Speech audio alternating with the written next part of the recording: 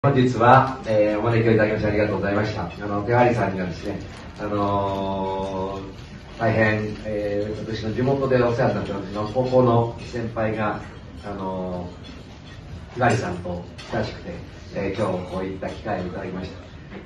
日本とインド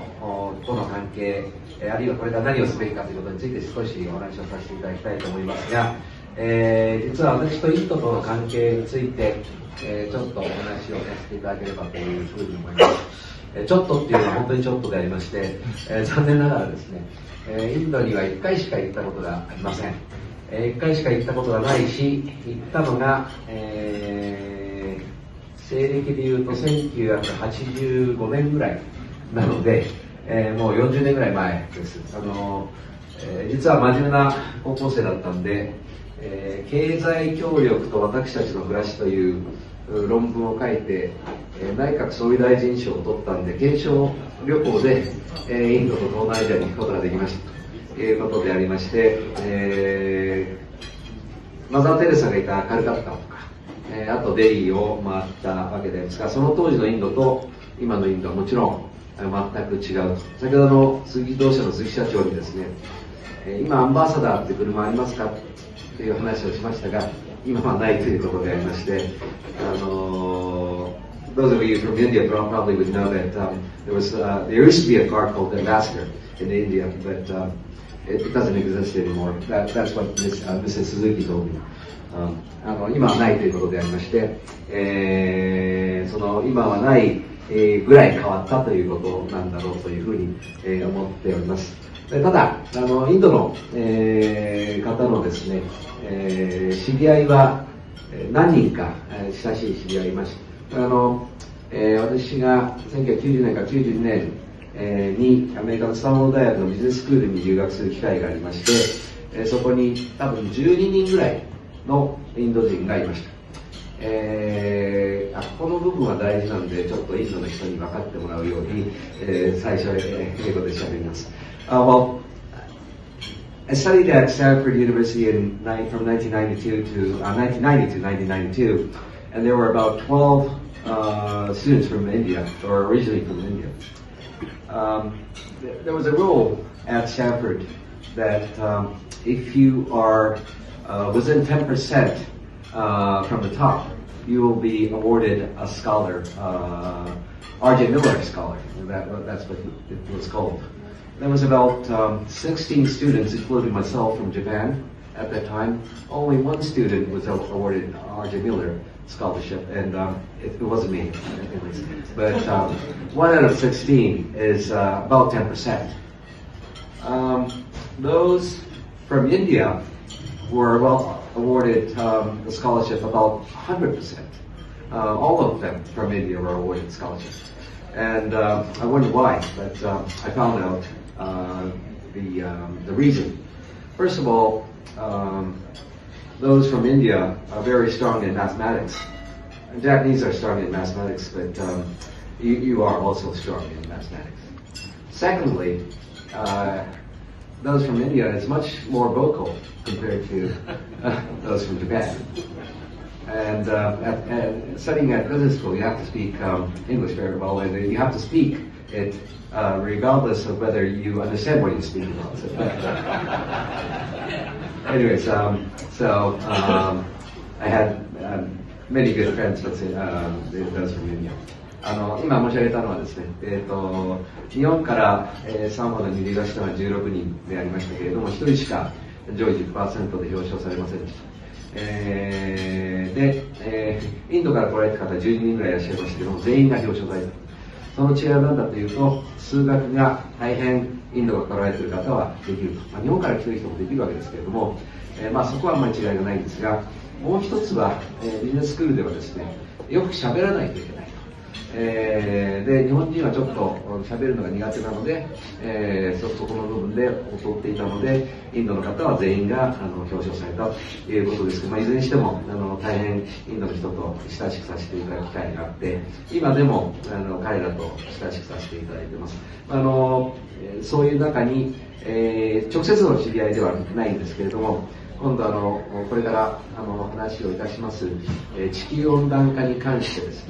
ね、特に人口光合成の分野で、力を入れているという方もいらっしゃっております。でこれからが今日の本題でありますので、少し日本とインドとの関係でお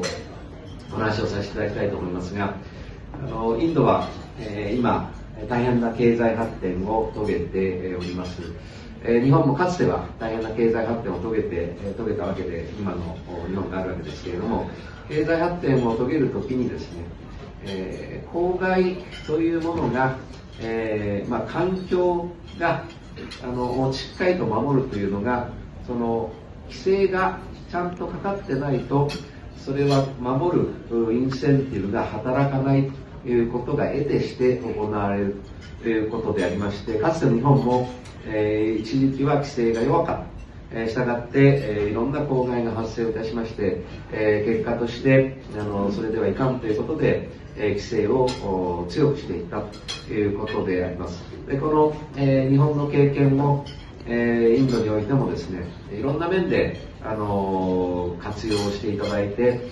いい環境の下で経済成長を遂げていただくというのが結果としてですね、その地域に住んである方にとっても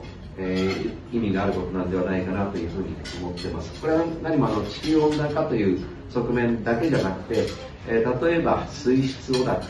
染、いろんな、経済活動においては水を使いますけれども、この水が、きれいなまま使った水を戻していくということは、大変重要なことでありまして、そういう面で、日本の技術をぜひインドにおいても活用していただければというふうに思います。それから地球温暖化とは別の意味でのですね、大気汚染というものについて、これも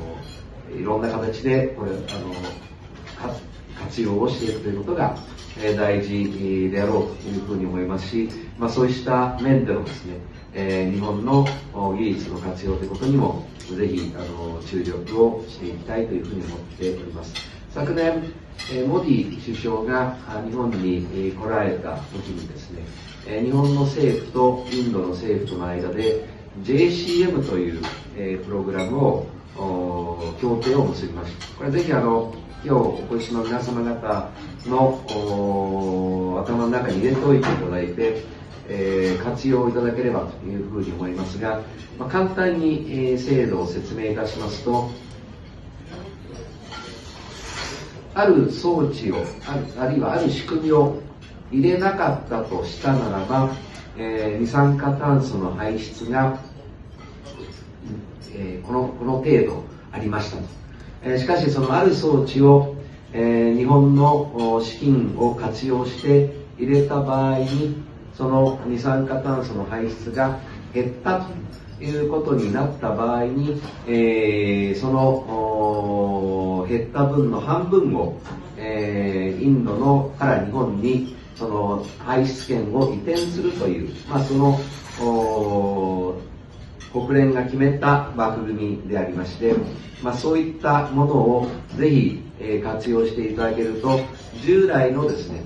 貿易に伴う輸出信用とは別のですね、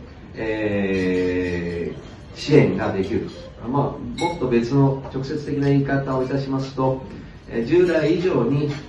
厚い資金的な手当ができるということであります。日本の国にとってみると、半分の排出権がいただけるということで、従来より厚い資金手当ができる。これは他の国も認めていると。すなわち、輸出の時にですね、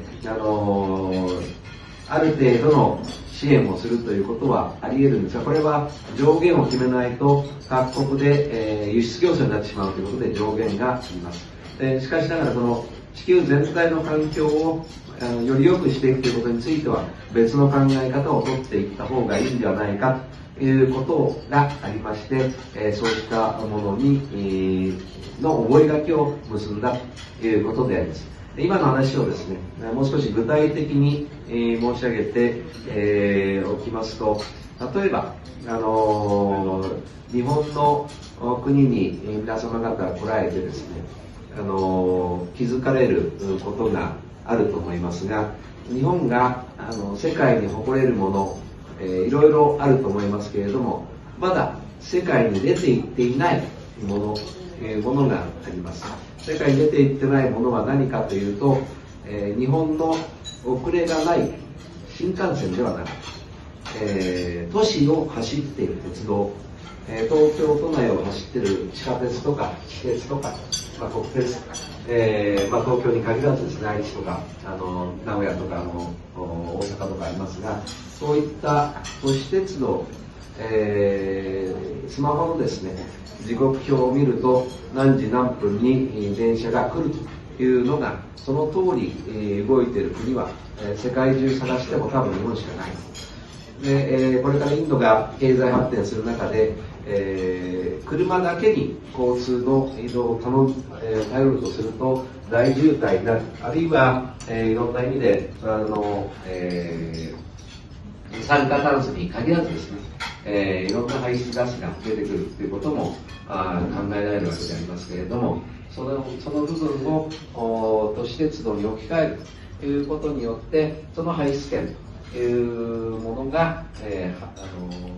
置き換わるというのは、日本にとってもインドにとっても大変意味のあることなんだろうというふうに思っております。それに限らずですね、JCM というものを活用していただいて、例えばバイオマスの発電所とか、いろんなものが今もうすでに他の国では発生をしておりますので、ぜひインドにおいても活用していただいて、本来の趣旨であります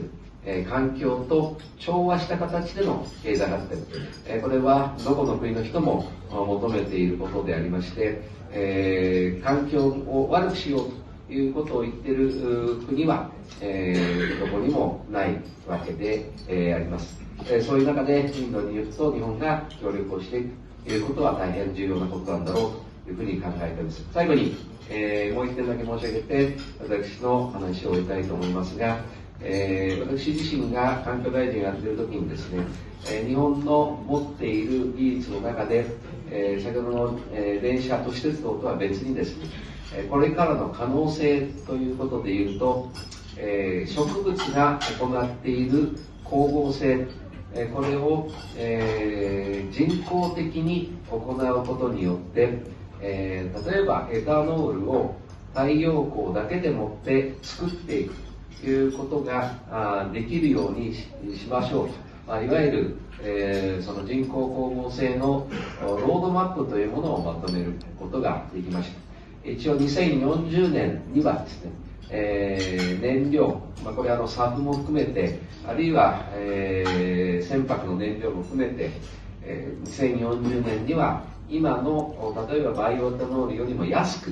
人工的に生成された燃料を市場に出していこうといった、野心的なロードマップをまとめさせていただきました。今我が国が持っている技術の中でいくつかのブレイクスルーを実現いたしますと、空気中の水蒸気から、あるいは空気中の二酸化炭素から、